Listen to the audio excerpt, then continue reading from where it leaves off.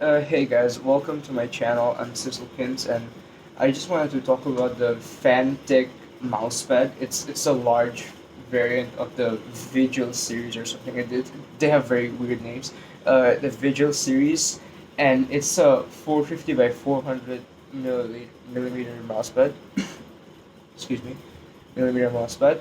And the thickness is around like I guess 3 millimeters or something. It's probably like 3 or 4 millimeters or something.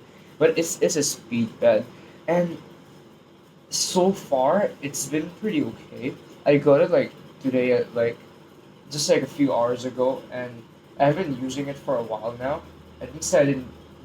I wouldn't say I gamed like 4 or 5 hours like constantly. I like do breaks and stuff, and I game. And I play Fortnite, and so far it's been pretty well. I also play stuff like Valorant and stuff, and so far the mouse is pretty fine. But I wanted to talk about the like standpoint from coming to a like coming to a heavier mousepad, like a thicker, more control mousepad, something like a mudpad, as someone would say, which I've been using for like 3 4 years. It's like a basic Microsoft large pad, which is also around 450 to 400, like 450 by 400 millimeters and stuff. And coming from that to this is a significant difference. Like this is the price of this is around like $5 to $6. I got mine for like 550 takas. You can convert that, and I'll probably put it in the description. And so far, it has actually been pretty good. Like people talk about stuff like artisan mouse pads or X-ray pads and stuff like that. You know, they're popular and stuff, right? But honestly, if you're like a casual gamer, or if you're like someone who's starting to get into stuff like Valorant or CS and Fortnite or other esports style, or maybe even like basically just shooter games which require a lot of aiming and stuff. This is basically more than enough for you. There's more than enough space for people to just flick around and shoot and stuff, right? And it's more than enough. Like there's very less friction on the mousepad itself.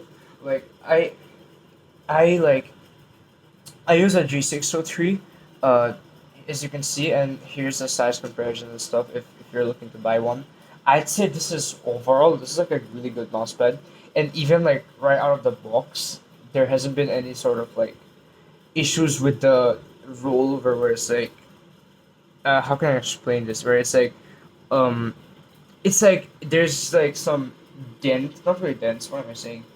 Like it came flat. Like the moment I put it down, it was like flat. There wasn't any irregularities or something where this part with the mouse would just be hanging, like for this part would just be like up like this. You get what I mean? I can't put it in words, but so far that's been pretty fine.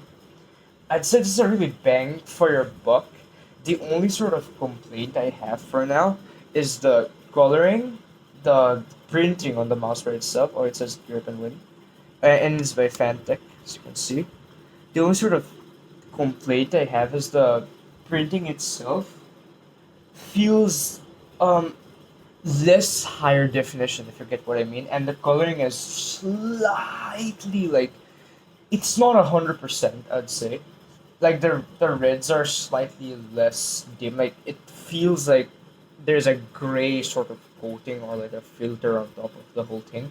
But other than that, it's not a bad design. I'd say if you're gonna get over the design, it's honestly not a bad mousepad. Although I have heard from the reviews that you might have to clean this pretty frequently and stuff as it gets dirty or something. But I'll have to see. I'll give you an update like after a month of use. But so far, I guess it's a really bang for your buck mousepad, and yeah, there is nothing much to say. I will upload another video talking about something similar, but so far, it's a pretty good mousepad. Yeah, that's all I have to say for now. Yeah, and if you like this video, you can just stay tuned for my other videos and stuff where I just basically discuss mouse or mouse pads and stuff like that. Like yeah, that's pretty much it. This is my first video. It's just a first impressions type video of this, and I actually like the tips a bit. So yeah, that's pretty much it. Catch me later in my channel or something, or should I say catch you later? Yeah, you. Anyways, yeah. See ya.